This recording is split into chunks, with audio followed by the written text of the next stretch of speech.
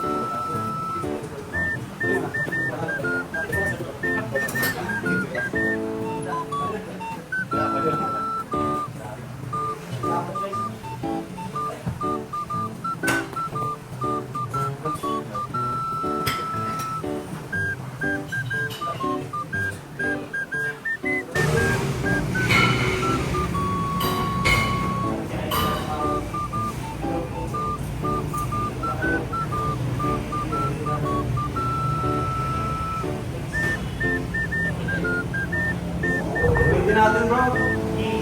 Nawala eh.